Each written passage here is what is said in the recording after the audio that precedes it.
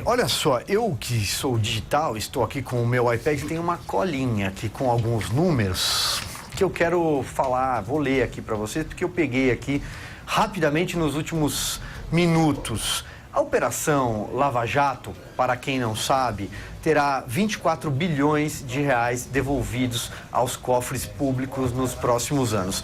São 219 acordos de colaboração. Aí, evidentemente, estou falando de pessoa física. Quando eu falo de pessoa jurídica, são pelo menos 13 grandes acordos de leniência. São 351 mandados de prisão preventiva, 194 mandados de prisão temporária, 1.700 operações de busca e apreensão no Brasil inteiro, especialmente no Rio de Janeiro, São Paulo, Paraná e Brasília. São mais de 200 pessoas, especialmente políticos, levados ao banco dos réus. E aí não tem coloração partidária. Ah, vocês só falam do PT, vocês do Lula livre, não. Tem PSDB, tem PP, tem PMDB. Alguém aí se lembra do Sérgio Cabral? Do Eduardo Cunha? Pois é.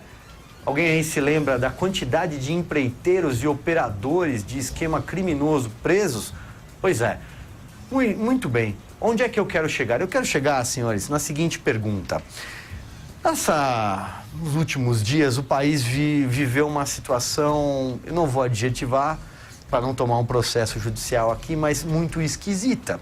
Porque o ministro Gilmar Mendes pautou no Supremo Tribunal Federal uma verdadeira chicana jurídica, um puxadinho que não deu muito para entender, muita gente associou. Olha, é para soltar o Lula, né? O ministro Ricardo Lewandowski canetou, evidentemente a caneta é quase automática quando se trata dele. Mas tinha um fundo ali que era o seguinte: achincalhar a Lava Jato, possivelmente devolver muitos processos para a primeira instância, possivelmente colocar vícios jurídicos em muitos processos e levantar suspeição sobre o juiz da primeira instância na época, que era o juiz Sérgio Moro. Eu queria muito ouvir a opinião de vocês sobre toda essa manobra. Começa com você, Nath. Bom, vamos dizer, esses textos publicados pelo Intercept e aí repercutidos na imprensa são tão incipientes, porque eles carecem de veracidade, comprovação, possivelmente vem de um crime. Então, não dá para você considerar esse tipo de texto para colocar em dúvida um trabalho que você acabou de escrever. É assim, é tão díspare, né, essa comparação, que não dá nem para comentar, né? A Operação Lava Jato tem dado resultados concretos, né?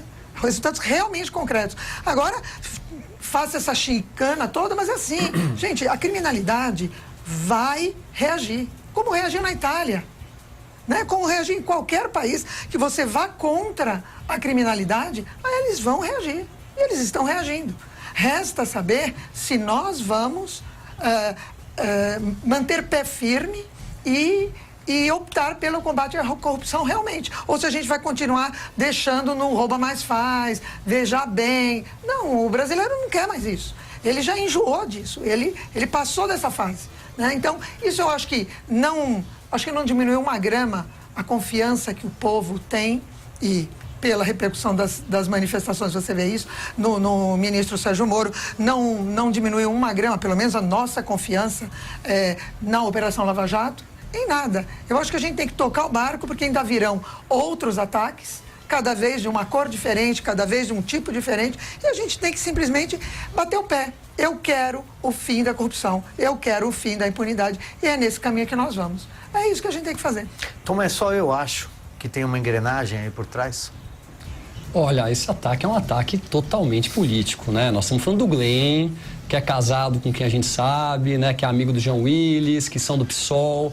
É um meio de comunicação, esse Intercept, que nunca ninguém ouviu falar, que não tem a menor credibilidade, que está soltando informações que são feitas por um hacker de maneira ilegal, hackeando o telefone, né, do ministro Sérgio Moro. Na ocasião ainda ele estava como juiz da Lava Jato.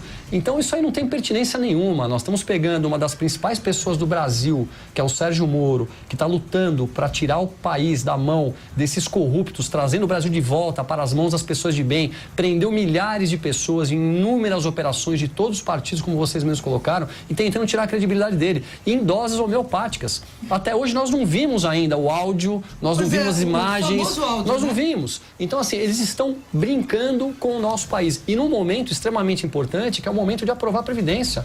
O nosso país está parado. As pessoas estão tendo as suas empresas praticamente fechadas por conta desse momento político que nós estamos passando. Tem pessoas nas ruas desempregadas, passando fome. É um descaso, um desrespeito com a sociedade o que estão fazendo. E mais do que isso ainda, a nossa primeira corte, que deveria defender o nosso país, dando corda, neste momento, para o que está acontecendo. E o próprio ministro Sérgio Moro disse, se houver qualquer coisa ilegal em relação às coisas que foram vazadas, eu mesmo peço para sair. O que mais a gente pode esperar? Vamos acabar com essa polêmica. Sérgio Moro, o Brasil tem um respeito por você e pela sua família que não tem preço. Nós sabemos tudo o que você fez, junto com toda a sua equipe, para poder estar livrando o Brasil da corrupção. E nós estaremos aos milhões nas ruas para defendê-lo. Renato, quero te ouvir. Olha, primeiro quanto à questão do site, né, o meu grupo principalmente aí ficou nos Trending Topics aí na última semana porque vazaram uma suposta conversa em que o ministro, na época juiz, tinha discordado de um ato... Ele chamou o pessoal do MBL de tonto. Exatamente. Aqui a gente fala tudo. Exatamente. Enfim, tinha tido uma discordância ali pontual dele quanto a um ato que teria ocorrido no Rio Grande do Sul. E isso foi o suficiente, né, para se criar um grande alarde aí sobre isso. Só que quando essas mensagens começaram a ser veiculadas, esse site disse que só veicularia aquilo que fosse de interesse público. Ou seja, caso tivesse alguma mensagem ali que induzisse algum processo ou alguma coisa do tipo. E no final a gente acabou vendo que esse alarde que eles fizeram dizendo que soltariam áudios, que teriam não sei o quê, acabou ali, no final das contas, resultando em conversas privadas, né? O que interessa, o que é de interesse público saber a opinião do ministro Moro sobre um respectivo ato que ocorreu, sabe-se lá quando, né? Então, eles próprios acabaram entrando dentro da própria hipocrisia e, enfim... Né? Não saiu nada, desse buraco não saiu coelho. A expressão do ministro Sérgio Moro foi que a montanha pariu um rato, né?